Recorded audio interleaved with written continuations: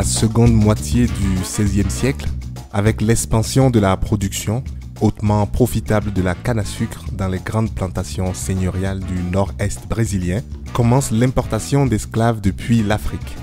Ils seront plusieurs millions au cours des 3 siècles suivants à être soumis à des conditions de vie et de travail inhumaines, dont le symbole reste la flagellation par un fouet spécial, le bacalhau.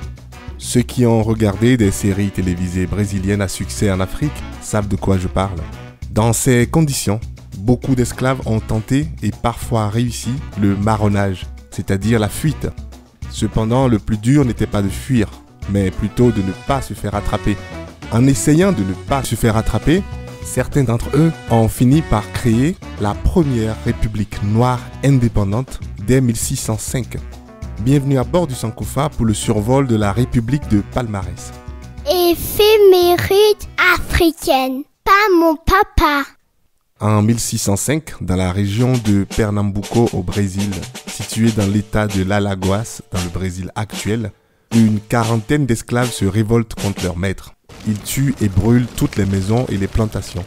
Ensuite, ils se réfugient dans une zone de montagnes hostiles appelée Palmarès, en référence aux nombreux palmiers qui peuplent cet endroit. Une fois là-bas, le groupe fonde un royaume composé de 11 places fortifiées auxquelles se joignent plus tard des esclaves en fuite arrivés des plantations environnantes, mais aussi des Indiens, des mulâtres et de nombreux blancs, déserteurs ou paysans sans terre. Très vite, la population du royaume atteint environ 20 000 âmes, soit à peu près 15% de la population brésilienne de l'époque. 20 000 personnes qui vont se mélanger et ainsi créer leur propre culture et religion, développant même les premières formes d'un nouvel art martial, la capoeira. Mais la préservation d'une identité africaine constitue alors, avec les coutumes, le ciment communautaire qui va inciter au marronnage d'innombrables esclaves des sucreries et des plantations environnantes pour rejoindre Palmarès. Palmarès est alors géré par un monarque élu, d'où son nom de République de Palmarès. Mais pour les gens de l'époque, Palmarès c'est un mocambo ou un quilombo. Encore une fois, les personnes qui connaissent les séries brésiliennes à succès sur l'esclavage se rappelleront le quilombo.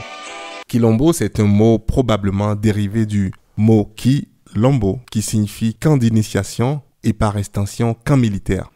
Cette prééminence du vocabulaire de langue parlée dans l'actuel Angola est probablement indicatrice de la forte présence d'esclaves originaires de cette région.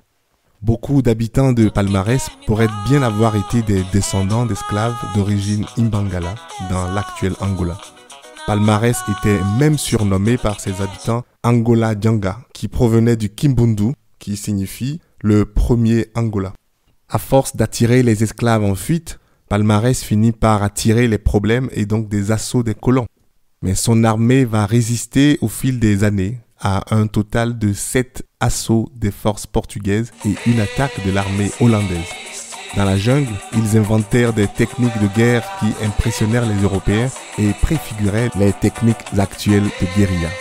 Ensuite, en 1678, le roi du Quilombo dos Palmarès, Ganga Zumba, signe un traité de paix avec les Portugais. Ce traité oblige entre autres le roi à rendre les esclaves en fuite à leur maître. Donc forcément, tous n'adhèrent pas à cet accord et une rébellion éclate contre le monarque. Les rebelles veulent protéger les esclaves et sont emmenés par un homme prénommé Zumbi, qui signifie force de l'esprit. Lui n'a jamais été esclave puisqu'il est né libre à Palmarès en 1655. Né libre certes, mais ensuite capturé dans son enfance par des soldats portugais, puis confié au père Antonio Melo. Il fut baptisé Francisco. Il étudia le portugais et le latin, ensuite fut enfant de chœur.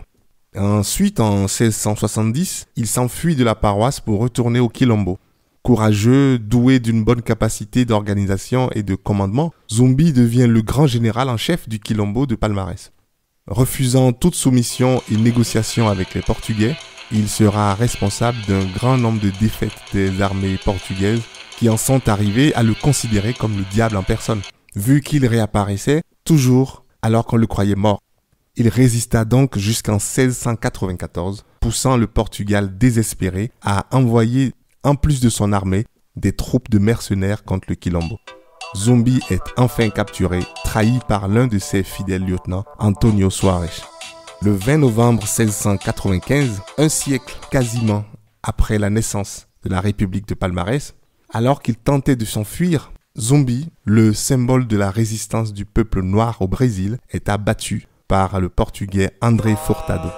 Mort certes, mais tellement vivant et célébré encore aujourd'hui au Brésil, où des rues et des établissements portent encore son nom. Aussi, dans les rondes de capoeira aujourd'hui, nombreux sont les chants louant le chef de guerre, ses exploits et le symbole qu'il représente. Mon cliché africain du jour est une équipe de foot. Celle du Brésil forcément, formée de joueurs de toutes les couleurs possibles qu'on aurait pu voir déjà dans le Quilombo de Palmares, et surtout de noirs, ces descendants d'habitants de cette république légendaire dont la résistance est un symbole de fierté encore dans la mémoire collective des Afro-Brésiliens. Une fierté à laquelle ils s'accrochent comme ils peuvent encore pour modérer leur désillusion face aux discriminations raciales qu'ils subissent dans le Brésil d'aujourd'hui. Voilà, je vous laisse à vos clichés brésiliens qui j'espère ne sont pas trop loin de la réalité. Et je vous retrouve bientôt dans un Sankofa sans discrimination. Merci, bonne journée.